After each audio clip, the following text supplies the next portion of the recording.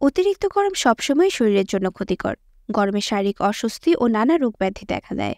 একটু সচেতন হলেই আমরা এইসব রোগবালাই থেকে দূরে থাকতে পারি। অতিরিক্ত গরমে সাধারণত যেসব সমস্যা দেখা দিতে পারে তার মধ্যে অন্যতম ঘামাচি। তাই ঘামাচি প্রতিরোধের উপায়গুলো জেনে রাখা প্রয়োজন। গরমে ঘাম হবে এটাই স্বাভাবিক, তবে কেউ হয়তো একটু বেশি ঘামেন, কেউ বা কম।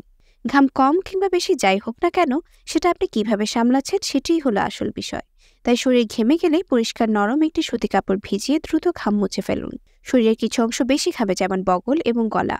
তাই ঘেমে গেলে পুরো শরীর মুছতে না পারলে এসব জায়গা মুছে ফেলতে চেষ্টা করুন। গরমে সুতি পোশাক পরতে চেষ্টা করুন।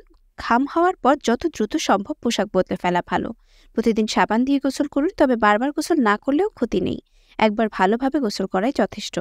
এছাড়া ঘাম কমাতে ট্যালকম পাউডার ব্যবহার করতে পারেন, তবে সুগন্ধবিহীন পাউডার বেছে নেওয়াই ভালো। কারণ সুগন্ধ উপকরণের কারণে কারো কারো ত্বকে বিরূপ প্রতিক্রিয়া দেখা দেয়। ঘামাচি প্রতিরোধের জন্য প্রথম পরামর্শই হলো অতিরিক্ত গরম পরিবেশ এড়িয়ে চলা। তবে বাস্তবতা হলো সবসময় পরিবেশ পুরোপুরি এড়িয়ে চলা সম্ভব নয়। তাই ঘামাচি প্রতিরোধের জন্য বরং ঘামের বিষয়ে বেশি সচেতন থাকা প্রয়োজন। ঘামাচির জায়গাটা ঘেমে গেলে প্রথমে আলতো করে মুছে নিন। এক্ষেত্রে পরিষ্কার ও নরম সুতি কাপড় ভিজিয়ে নিতে হবে।